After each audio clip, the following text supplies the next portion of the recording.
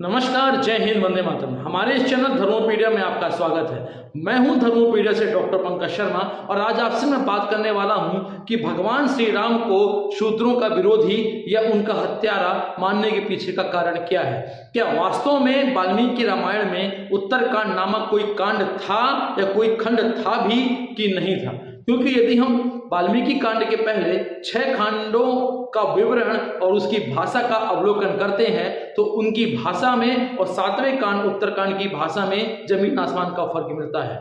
शंभूक हत्या एक जानबूझकर ईसाईयत, कॉलोनियल और विरोधियों द्वारा बनाई हुई ऐसी वामपंथी विचारधारा को जन्म देती है जहां पर हिंदू समाज का विघटन किया जा सके, और इस विघटन के पीछे कहीं ना कहीं आसुरी शक्तियों का काम षड्यंत्र पूर्वक हमारे देश में हो रहा है। एक बहुत सामान्य सी बात है कि भगवान राम के द्वारा यह बताया जा रहा है कि भगवान राम ने शंभूक का वध तलवार के माध्यम से किया था, परंतु पूरी रामायण में 6 कांड यदि हम बात करते हैं तो भगवान राम ने तलवार का उपयोग कहीं नहीं किया, जबकि वो धनुष और बाण का उपयोग करते थे। तो लगातार हमारे साथ वीडियो में बने रहिएगा। आज का जो विषय है, यह विषय दिग्भ्रमित करने वाली उस शंभूक वध के बारे में सच्चाई का वर्णन करता है, जिसके बारे में सुनकर शायद आपको भी यह विश्वास हो जाए कि भगवान राम किसी भी प्रकार से शूद्रों के विरोधी नहीं थे। तो लगातार हमारे वीडियो को आप देखते रहिएगा। हमारे चैनल धर्मोपीडिया को यदि आपने सब्सक्राइब ना किया हो तो सब्सक्राइब करना बिल्कुल मत भूलिएगा। हम करते हैं धर्म की बात। यदि वाल्मीकि रामायण में शंभूक नामक कोई व्यक्ति है या वह व्यक्ति नहीं है, तो फिर आखिर उसकी कथाएं जनमानस में कैसे प्रसारित की जा रही हैं, वह कैसे प्रचलित हुआ? इसका उत्तर यह है कि इसे एक सुनियोजित षड्यंत्र के रूप में बाद में प्रसारित किया गया था। यह वो साधन है जो रामायण का उत्तरकांड कहलाता है। हम सभी को यह बताया गया है कि रामायण में कुल 7 कांड होते हैं, किंतु रामायण का उत्तरकांड एक बहुत ही विवादित स्थिति का बना हुआ है, क्योंकि वाल्मीकि रामायण में केवल 6 कांडों की वाल्मीकि रामायण में केवल 6 कांडों का ही वर्णन मिलता है, परंतु 7वां कांड तो 7वां कांड है या 7वां खंड है, इसे बाद में प्रक्षिप्त किया गया है। एक बात आप निश्चित रूप से जान लीजिए या समझ लीजिए कि महर्षि वाल्मीकि द्वारा रचित मूल रामायण में केवल 6 कांड ही थे, जिसमें बालकांड, अयोध्या कांड, अरण्य कांड, किष्किंधा कांड, सुंदर कांड और युद्ध कांड थे। लंका कांड में भगवान श्री राम के राज्याभिषेक के साथ ही महर्षि वाल्मीकि ने रामायण का समापन कर दिया था।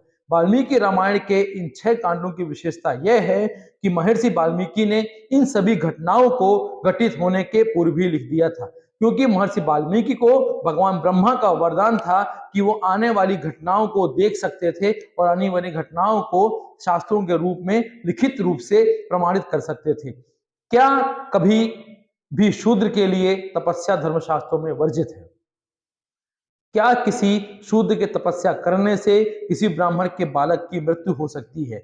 यदि वास्तव में शंभूक के तपस्या करने से केवल ब्राह्मणों की मृत्यु होती तो केवल एक ब्राह्मण पुत्र की मृत्यु नहीं होती, बल्कि विश्व में सभी ब्राह्मणों की मृत्यु एक साथ हो जाती। क्या भगवान श्री राम चंद्र जी महाराज शूद्रों से भेदभाव करते थे? इसका उत्तर आज आपको जानना बहुत आवश्यक है, क्योंकि ऐसे कॉलोनियल मानसिकता के लोग, ऐसे वामपंथी विचारधारा के लोग, ऐसे ईसाईयत को बढ़ावा देने वाले लोग कहीं ना कहीं इन भोले भाले समाज को बहलाकर धर्मांतरण करने का प्रयास बहुत तेजी से कर रहे हैं, और वहां पर यह सिद्ध करने का प्रयास करते हैं कि वाल्मीकि रामायण के उत्तरकांड में शंभूक नामक शूद्र का वध भगवान श्री राम ने किया था। एक संशय आपको और स्पष्ट रूप से बताता हूं कि भगवान श्री राम कभी भी तलवार का उपयोग नहीं करते थे। भगवान श्री राम के शस्त्र उनके धनुष और उनके बाण हुआ करते थे, जबकि शंभूक का वध एक तलवार से करना दिखाया जाता है। तो लगातार हमारे साथ आप बने रहिए। मैं हूं डॉक्टर पंकज शर्मा धर्मोपीडिया से। हमारे इस चैनल धर्मोपीडिया को सब्सक्राइब करना, लाइक और शेयर करना बिल्कुल मत भूलिएगा, क्योंकि हम करते हैं धर्म की बातें, हम करते हैं सत्य की बातें। तो आज उसी सत्य से मैं पर्दा उठाने वाला हूं, या उसी असत्य को आज हम सत्य साबित करने वाले हैं कि सत्य यह है कि भगवान राम कभी भी शूद्रों के विरोधी नहीं थे, या भगवान राम ने कभी भी शंभूक का वध नहीं किया था। तो लगातार हमारे साथ आप इस वीडियो पे बने रहिए।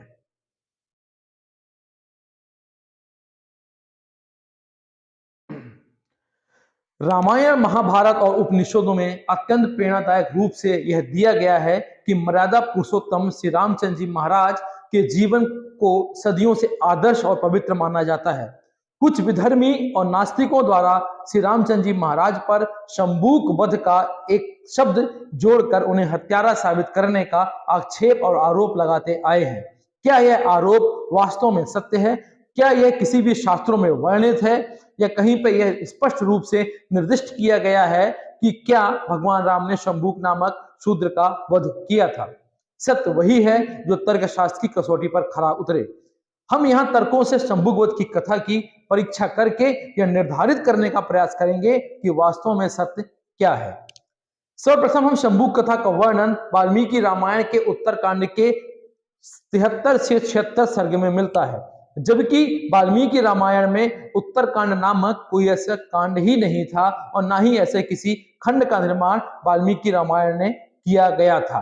शंभूक वध की कथा क्या है जो हमारे समाज में और आम समाज में प्रचलित है, आइए उसके बारे में हम विस्तार से बात करते हैं। बात यह है कि एक दिन एक ब्राह्मण का इकलौता बेटा उसकी मृत्यु हो जाती है। उस ब्राह्मण ने लड़के को शव को लेकर राज द्वार पर डाल दिया जाता है और वह विलाप करने लगता है। उसका आरोप था कि बालक की अकाल मृत्यु का कारण राज का कोई दुष्कृत्य है। ऋषि मुनियों की परिषद ने इस पर विचार करके निर्णय दिया कि राज्य में कोई अनाधिक व्यक्ति या कोई नीची जाति का व्यक्ति तप कर रहा है। रामचंद्र जी ने इस विषय पर विचार करने के लिए मंत्रियों को बुलाया। नारद जी ने उस सभा में कहा कि राजन, द्वापर में भी शूद्र का तप में प्रवृत्त होना महान अधर्म माना जाता है। फिर त्रेता में तो उसके तप में प्रवृत्त होने का प्रश्न ही नहीं उठता है। निश्चय ही इस बात को सुनकर आपके राज्य में, राज्य की सीमा में कोई ऐसा खोटी बुद्धि वाला शुद्ध तपस्या कर रहा है, उसी के कारण इस ब्राह्मण बालक की मृत्यु हुई है। अतः आप अपने राज्य में उस व्यक्ति की खोज करिए कि ऐसा कौन सा व्यक्ति है जो तप और तपस्या करने का प्रयास कर रहा है और ऐसा कोई दुष्ट कार्य कर रहा है जिसका कि दंड देना आपका कर्तव्य बनता है। वहां उसे रोकने का यत्न भी करना चाहिए। यह सुनते ही रामचंद्र ने पुष्पक विमान पर सवार होकर शुंभक की खोज में निकल पड़े और दक्षिण दिशा में शैवल पर्वत के उत्तर भाग में एक सरोवर पर तपस्या करते हुए एक तपस्वी उन्हें मिल जाता है, जो पेड़ से उल्टा लटककर तपस्या कर रहा था। यहां पर भी एक बात का हम खंडन आगे करेंगे कि जो पुष्पक विमान था वह विमान क्या युद्ध के बाद और विभीषण के राज्याभिषेक के बाद क्या भगवान राम के पास था कि नहीं, इस बात की भी हम आपको प्रमाणों के साथ चर्चा करेंगे। उसे देखकर श्री रघुनाथ भगवान श्री राम ने उग्र तप करते हुए उस तपस्वी के पास जाकर बोले, उत्तम तप का पालन करते हुए तापस, तुम धन्य हो, तपस्या में बड़े चढ़े सृजन पराक्रमी पुरुष हो। तुम किस जाति में उत्पन्न हुए हो? मैं दशरथ कुमार राम तुम्हारा परिचय जानने के लिए ये बातें तुमसे पूछ रहा हूं। तुम्हें किस वस्तु के पाने की इच्छा है? तपस्या द्वारा संतुष्ट इष्ट देव से तुम कौन सा वर मांगना चाहते हो, स्वर्ग या दूसरी वस्तु? कौन सा ऐसा पदार्थ है जिसे पाने के लिए तुम इतनी कठोर तपस्या कर रहे हो, जो दूसरों के लिए अत्यंत दुर्लभ तपस्या का नाम दिया जाता है? इसे सुनकर शंभूक ने वहां पर अपने जवाब को क्या दिया? उसने उत्तर दिया, तापस, जिस वस्तु के लिए तुम तपस्या में लगे हो उसे मैं सुनना चाहता हूं। इसके सिवा यह भी बताओ कि तुम ब्राह्मण हो या अजय क्षत्रिय हो, तीसरे वर्ण के वैश्य हो या फिर शूद्र हो। कलेश रहित कर्म करने वाले भगवान राम का यह वचन सुनकर नीचे मस्तक करके लटका हुआ तपस्वी बोला, हे श्री राम, मैं झूठ नहीं बोलूंगा। देवलोक को पाने की इच्छा में ही मैं तपस्या में लगा हूं। मुझे शुद्ध जानिए, मेरा नाम शंभूक है। वह इस प्रकार की हो रही थी। रामचंद्र जी ने मयान से तलवार निकाली और उसका गर्दन काटकर उसका वध कर दिया। महाभारत में शूद्र के महान बनने के क्या प्रमाण मिलते हैं, आइए उसकी बात करते हैं। भगवान कृष्ण कहते हैं, हे पार्थ, जो स्त्री, वैश्य और शूद्र मेरी उपासना कर परम गति को प्राप्त होता है। गीता 9.32। उपनिषद में सूत्र के उपासना से महान बनने के क्या प्रमाण हैं? यह शूद्र वर्ण पूषण अर्थात पोषण करने वाला वर्ण है। साक्षात इसे पृथ्वी के समान है, क्योंकि जैसे वह पृथ्वी सबका भरण पोषण करती है वैसे शूद्र भरण पोषण करता है। संदर्भ बृहद्रण्य 1.4.13।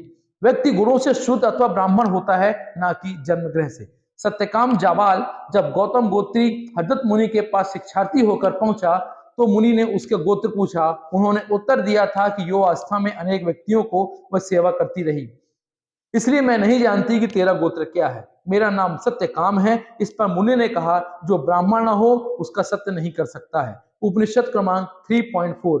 महाभारत में यक्ष युधिष्ठिर संवाद 313.18-109 के अनुसार शूद्र कुल में उत्पन्न होने के बाद भी यदि उसके गुण और कर्म ब्राह्मणों की तरह होते हैं तो वह ब्राह्मण बन जाता है। ब्राह्मण कुल में उत्पन्न होकर भी यदि उसके गुण कर्म स्वभाव शूद्र के सदस्य होते हैं तो वह शूद्र माना जाता है। चारों वेदों का विद्वान किंतु चरित्रहीन ब्राह्मण शूद्र से निकृष्ट होता है। अग्निहोत्र करने वाला जितेंद्रिय ही ब्राह्मण कहलाता है। महाभारत वन पर्व 313.111। काल में जब शूद्र को नीचा समझा जाने लगा, उस काल में जब नारी को नरक का द्वार समझा जाने लगा, उस काल में मनुस्मृति में वेद विरोधी और जातिवाद का पोषण करने वाले श्लोकों का मिला दिया गया। उस काल में रामायण में भी अशुद्ध पाठ को मिला दिया गया, जिसका नाम उत्तरकांड के नाम से हम जानते हैं। इस प्रकार के असत्य के प्रचार से न केवल अवैधिक विचारधारा को बढ़ावा मिला, अपितु भगवान श्री राम को जाति विरोधी कहकर कुछ ज्ञानी लोग अपने स्वार्थ की सिद्धि करने में हिंदू जाति की बड़ी संख्या को विधर्मी और नास्तिक करने में सफल होते गए। इसलिए सत्य के ग्रहण और असत्य के त्याग से सदा तत्पर रहते हुए हमें श्री रामचंद्र जी महाराज के प्रति जो अन्याय करने का विश्वमन किया जाता है उसका प्रतिकार करना चाहिए, तभी राज्य का सार्थक और सिद्ध कहा जा सके।